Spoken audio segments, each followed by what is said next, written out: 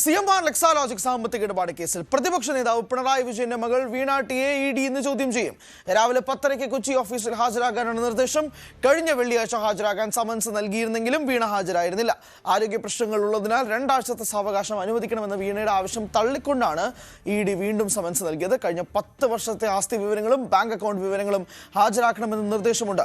സേവനം നൽകാതെ CMRൽ നിന്ന് 2.78 കോടി കൈപ്പറ്റിയെന്ന കണ്ടെത്തലിന്റെ അടിസ്ഥാനത്തിലാണ് ചോദ്യം ചെയ്യൽ. CMRൽ നിന്ന് ലഭിച്ച പണത്തിന്റെ വിനിയോഗത്തിലടക്കം വീണയ്ക്ക് വ്യക്തത വരുത്തേണ്ടി വരും. ഇന്നലെ CMR MD ശരണസ് കർത്തയെയും JIS കർത്തയെയും ഇഡി ചോദ്യം ചെയ്തിരുന്നു.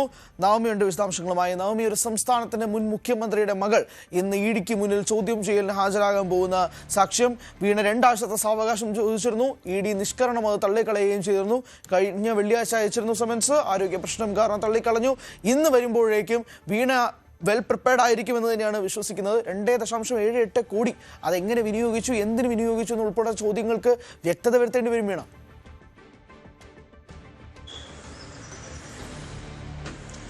Hari, good morning. ഇന്ന് രാവിലെ 10:30 വീണ ടി, മുൻ മുഖ്യമന്ത്രിയും ഇപ്പോഴത്തെ പ്രതിപക്ഷ നേതാവുമായ പിണറായി വിജയന്റെ മകൾ ഇഡിക്ക് മുന്നിൽ ഹാജരാകുക. കഴിഞ്ഞ വെള്ളിയാഴ്ച ഹാജരാകണമെന്ന് ആവശ്യപ്പെട്ടുകൊണ്ട് സമൻസ് അയച്ചിരുന്നു. പക്ഷെ ആരോഗ്യ പ്രശ്നങ്ങൾ ചൂണ്ടിക്കാട്ടിയായിരുന്നു വീണ അന്ന് ഹാജരാകാതിരുന്നത്. അതോടൊപ്പം തന്നെ ചില ചോദ്യങ്ങൾ, ഇഡിയുടെ ചില ചോദ്യങ്ങൾക്ക് മറുപടി ആയിട്ടുള്ള കാര്യങ്ങളും രേഖകളും എല്ലാം അഭിഭാഷകൻ മുഖേന ഇഡിക്ക് മുന്നിലേക്ക് എത്തിക്കുകയും ചെയ്തിട്ടുണ്ട്. എന്തായാലും അതിലൊക്കെ കൂടുതൽ വിശദീകരണം ചോദിച്ചറിയാനാണ് ഇഡിയുടെ ഇന്നത്തെ ചോദ്യം ചെയ്യൽ അതിനിർണായകമായി തീരുന്നത്. എന്തായാലും നേരത്തെ തന്നെ വീണയുടെ ഒരു മൊബൈൽ ഫോൺ ശാസ്ത്രീയ പരിശോധനയ്ക്കായി കോടതി മുഖേന തന്നെ ശാസ്ത്രീയ പരിശോധനയ്ക്കായി അയച്ചിട്ടുണ്ട്. നേരത്തെയാണ് വീണയുടെ റെയ്ഡിലായിരുന്നു വീണയുടെ മൊബൈൽ ഫോൺ പിടിച്ചെടുക്കുന്ന ഒരു സാഹചര്യം ഉണ്ടായത്. എന്തായാലും ഇഡി പ്രധാനമായും ചോദിച്ചറിയുന്നത് CMRലുമായി എക്സാലോജിക്ക്, വീണയുടെ കമ്പനിയായ എക്സാലോജിക്കുമായിട്ട് എന്ത് ബന്ധമാണുള്ളത്, അവർ തമ്മിലുള്ള ഒരു സാമ്പത്തിക ഇടപാട് നടന്നതായി കണ്ടെത്തിയിട്ടുണ്ട്. അതിൽ ഈ പറയുന്ന പോലെ 2.78 കോടി രൂപയുടെ സാമ്പത്തിക ഇടപാടുകളാണ്. അത് വീണയുടെ അക്കൗണ്ടുകളിലേക്കും CMRന്റെ എക്സാലോജിക്കിന്റെ അക്കൗണ്ടിലുമൊക്കെ ആയിട്ടാണ് ഈ പണം എത്തിയിരിക്കുന്നത്.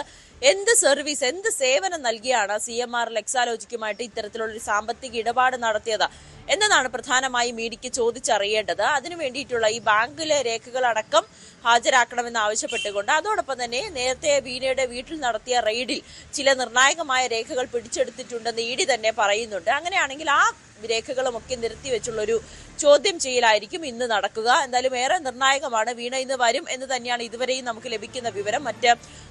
മറ്റ് അസൗകര്യങ്ങളൊന്നും തന്നെ വീണ പറഞ്ഞിട്ടുമില്ല. പക്ഷേ ഇനി എത്ര നാൾ വീണയ്ക്ക് അങ്ങനെ ഇഡിക്ക് മുന്നിൽ വരാതിരിക്കാൻ കഴിയുമെന്നുള്ളതും ഏറെ നിർണായകമായ ചോദ്യമാണ്. കാരണം അന്വേഷണം ഹൈക്കോടതി അടക്കം ഹൈക്കോടതിയിലെ 2 ബെഞ്ചുകൾ, സിംഗിൾ ബെഞ്ചും ഡിവിഷൻ ബെഞ്ചും ഇഡിയോട് ഈ അന്വേഷണവുമായി മുന്നോട്ട് പോകാൻ തന്നെ ആവശ്യപ്പെട്ടിരുന്നു. അതുകൊണ്ട് വീണയ്ക്ക് എന്തായാലും ഇന്നത്തെ ചോദ്യം ചെയ്യൽ എത്തിയേ മതിയാകൂ. അതോടൊപ്പം തന്നെ ഇന്നലെ ആയിരുന്നു CMRലെ മറ്റ് 2 പേരെ ചോദ്യം ചെയ്തത്. അതൊന്ന് ശരണസ് കർത്തേനെയും അതോടൊപ്പം തന്നെ ശശിധരൻ കർത്തയുടെ ഭാര്യ ജയ കർത്തേനെയാണ് ചോദ്യം ചെയ്തത്. അവരുടെ അക്കൗണ്ടിലേക്ക്, അതായത് അവരുടെ കമ്പനിയിലേക്കും ഇത്തരത്തിൽ എംപവർ ഇന്ത്യ എന്ന കമ്പനിയിൽ നിന്നും വീണയ്ക്ക് പണം പോയതായി കണ്ടെത്തിയിരുന്നു. അതെന്തിനാണ് അത്തരത്തിലുള്ളൊരു പണം കൈമാറ്റം ചെയ്തതെന്നായിരുന്നു ഇന്നലെയുള്ള ചോദ്യം ചെയ്യൽ. അതോടൊപ്പം തന്നെ ശശിധരൻ കർത്തയുടെ മകളെയും ചോദ്യം ചെയ്തിരുന്നു. അങ്ങനെ അത്തരത്തിലുള്ള സമഗ്രമായ ഒരു ചോദ്യം ചെയ്യലിലേക്ക് തന്നെയാണ് ഇഡി കടന്നിരിക്കുന്നത്. ഇന്നാണ് അതിൽ ഏറെ നിർണായകമായ വീണ ടിയെ ചോദ്യം ചെയ്യുന്നത്.